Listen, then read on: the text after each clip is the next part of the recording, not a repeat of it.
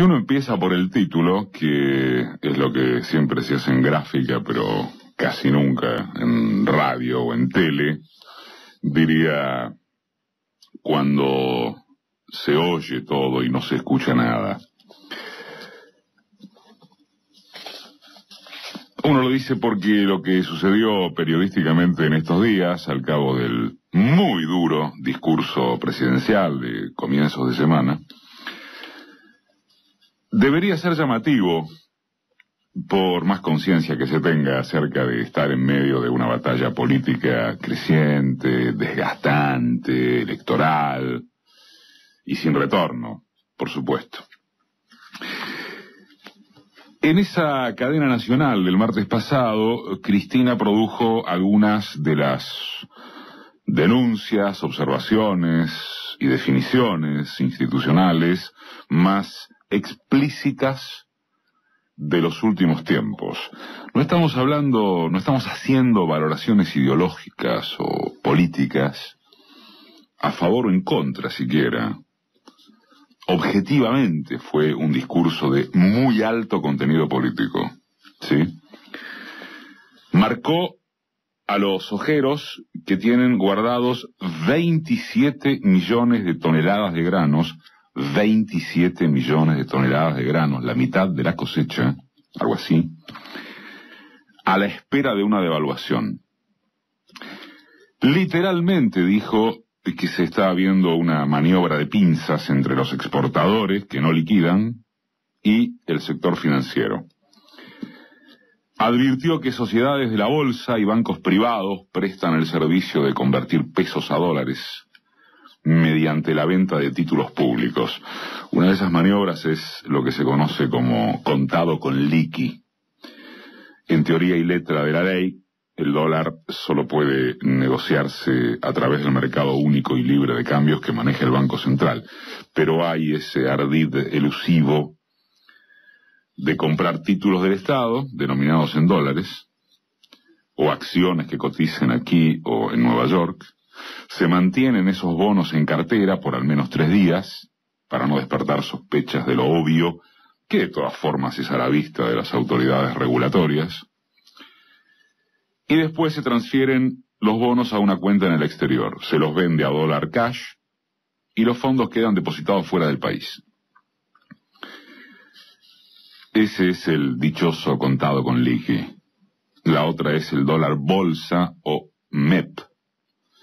MEP es por Mercado Electrónico de Pagos, que consiste más o menos en lo mismo, pero operado solamente en el mercado local. Los especuladores compran un bono en pesos, a los pocos días lo venden contra dólar billete y depositan verde en alguna cuenta bancaria de aquí. Por vía de mecanismos como estos, de acuerdo con lo que también expresó la presidenta, se maniobró alrededor de un 10% de lo operado en el mercado legal. O sea, 27.400 millones de dólares con estas operatorias. Y ciertos bancos transaron otros 10.000 millones de dólares. Uno de ellos fue el Mariva, como banco y mediante su sociedad de bolsa, ahora suspendida, junto con el Macro y el Patagonia. Entre los tres, Mariva, Macro y Patagonia, concentran más del 50% de esas andanzas. Todo dicho así por la jefa de Estado, para subrayar o para informar a quienes viven en un frasco,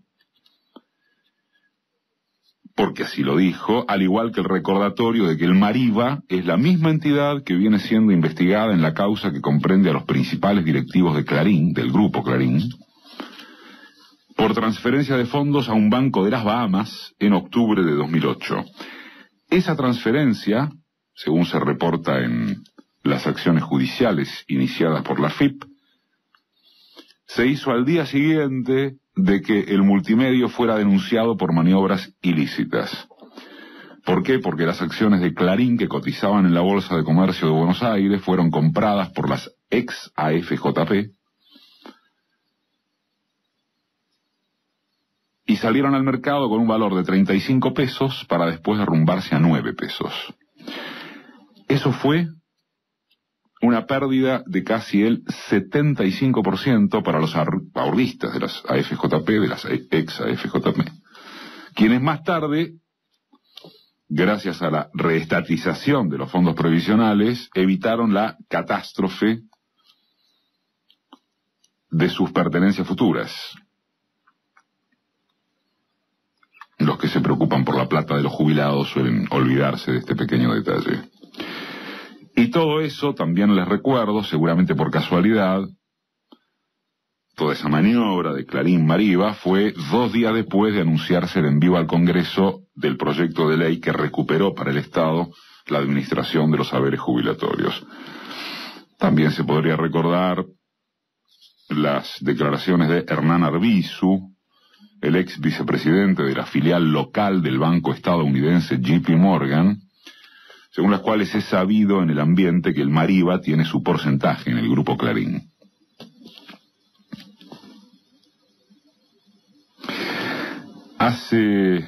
¿Cuánto hace 3 sábados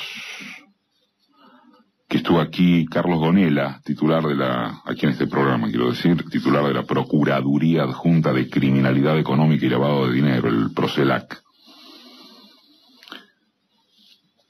¿Se acuerdan? Detalló su denuncia junto a Emilio Gerberov, fiscal en lo penal económico, sobre el accionar de los directivos locales de los bancos Galicia, HSBC, Citibank, BBVA, un banco francés, BNP Paribas,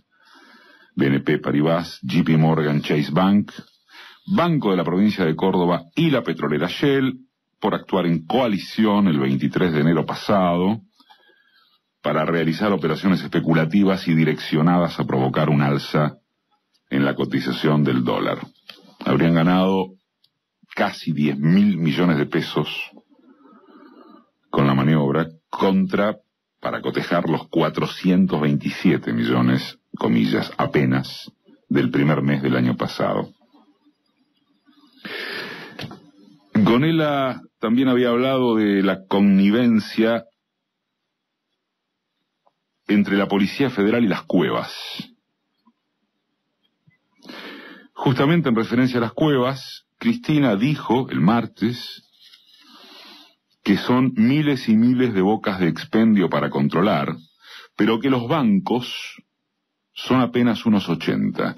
Los bancos, que finalmente son los proveedores de los dólares de las cuevas, más, como resaltó Gonella, aquí también, la procedencia de narco y lavado, con cierta relevancia en las cuevas de Recoleta. ¿Cómo no se puede con 80 bancos? Amonestó Cristina, para agregar que algunos de esos bancos tuvieron información privilegiada sobre la normativa del Banco Central un día antes de anunciarse la medida que los obligaba a reducir del 30 al 20% sus tenencias en activos dolarizados. Cuando todos los bancos compraban dólares, estos bancos salieron a vender, dijo la presidenta, y adosó en la denuncia al Supervil y al Itaú. Para añadir, justamente citando a Gonella, que hay miles de expedientes en el Banco Central con multas multimillonarias por infracción a la actual ley penal cambiaria. Proceder contra esos bancos no requiere de ley nueva alguna, insistió la mandataria, mientras delante suyo escuchaba un Juan Carlos Fábrega que tanto tuvo el compromiso de aplaudirla en el momento como el de renunciar a las pocas horas. Graciosamente, desde los medios de comunicación financiados con la publicidad de los acusados, se indicó que las vacantes en el Banco Central y en la Comisión Nacional de Valores fueron cubiertas con gentes adscriptas al cristinismo, al camporismo, a la línea Kicillof o a la ratificación de mayor intervención estatal en el mercado de quienes andan de fiesta ahí mismo, en la feria de sus dólares, sus bonos, sus cuevas, sus operaciones mediáticas. ¿Esas críticas son en serio? ¿Qué se pretendería? ¿Que el oficialismo ubique en cargos clave a los representantes del establishment para que el gobierno se suicide en el altar de lo contrapuesto a su discurso? ¿Es en serio? ¿Lo dicen en serio? En el campo de las opiniones, no de los datos, de las opiniones, bueno, puede juzgarse que, por ejemplo, la presidenta exageró con la existencia de un complot internacional para voltearla, o al prevenir que si le pasa algo es mejor mirar antes al norte que hacia el oriente, y a la historieta de que el ISIS o ex-ISIS, el Estado Islámico, está buscándola para matarla. Podría no tratarse de que haya una conducción imperial contra el gobierno argentino del tipo de las que a lo largo de la historia derribaron a tantas experiencias progresistas. Podría ser que haya una lógica especulativa autónoma de los agentes financieros internacionales. Pongámoslo todo en potencial, porque el imperio nunca descansa. Nunca. Y a la vez tampoco sería pensable que la horrible oposición política argentina es capaz de conducir un proceso de desestabilización. Ni liberales de aldea, ni cacerolos tienen atributos para ponerse al frente de liquidar al kirchnerismo con maniobras golpistas de tamaña envergadura. Estamos viviendo especulación financiera pura, sin liderazgo político. Primero ganan y después ven. A fines de los 80 dispusieron de Menem para articular desde adentro del peronismo contra la inopia de los radicales. Dispusieron de golpe de mercado con candidato seguro a la vista. Hoy no. Tienen contra y no tienen calle.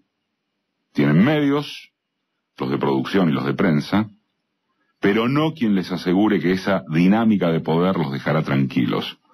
Se está en disputa, ya se sabe, habrá que ver. Lo que no se puede,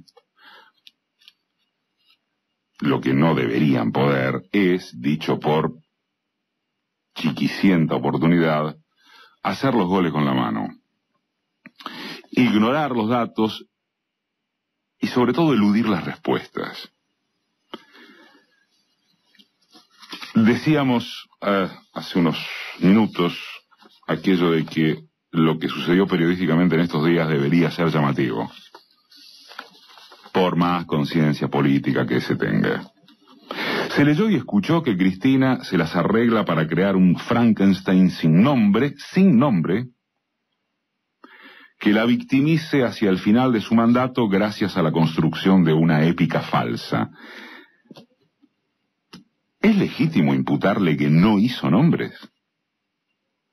¿Cuántos más nombres quieren?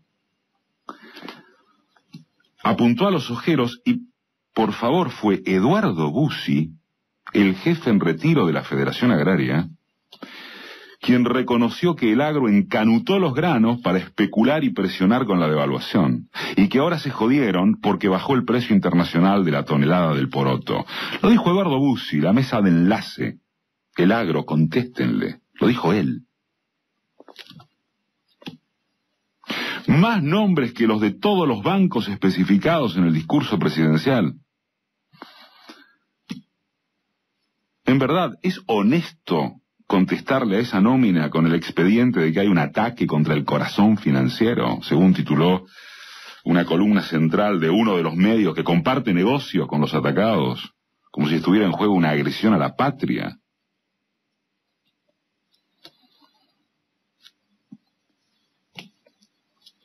Y quizá como remate semántico, se dijo que si no fuera por la descarga del contado con liqui o del dólar MEP, habría una presión inaguantable, susceptible de hacer estallar la economía. Presión. ¿Presión de quiénes? Como no sea de ellos mismos.